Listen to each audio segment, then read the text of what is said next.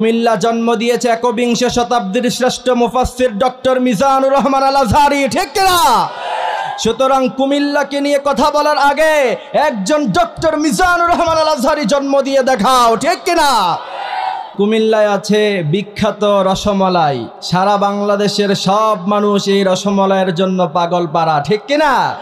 মাতৃভান্ডারের সামনে গেলেই দেখা যায় বিশাল বড় লাইন। তা আমি জিজ্ঞাসা করছিলাম লাইনে দাঁড়িয়ে একটু মজা নেওয়ার জন্যই যে আসলে কি কুমিল্লার মানুষই মাতৃভান্ডারের রসমালাই খায় নাকি গোটা বাংলাদেশের মানুষ খায়। আমি যখন তাদেরকে প্রশ্ন করছিলাম তা আমাকে একজন বলছে যে হুজুর আমার বাসা নাটোর, আরেকজন বলছে নওগাঁ, আরেকজন বলছে কুষ্টিয়া। কুমিল্লা হলো এমন জেলা, কুমিল্লা মাতৃভান্ডারের রসমালাই খায় নাই এমন কোন জেলার মানুষ বাংলাদেশে নাই, ঠিক কিনা?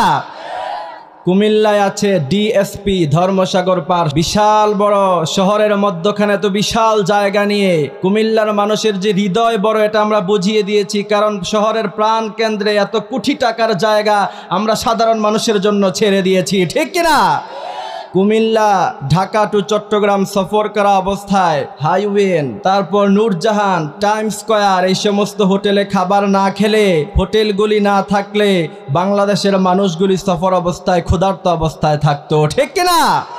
সুতরাং সব কথার শেষ কথা হলো গত বছর বাংলাদেশের শিক্ষা ব্যবস্থার আর্টিকেলে বের হয়েছে সারা বাংলাদেশের মধ্যে সবচাইতে বেশি বিসিএস ক্যাডার অর্জন করেছে কুমিল্লা, ঠিক কিনা?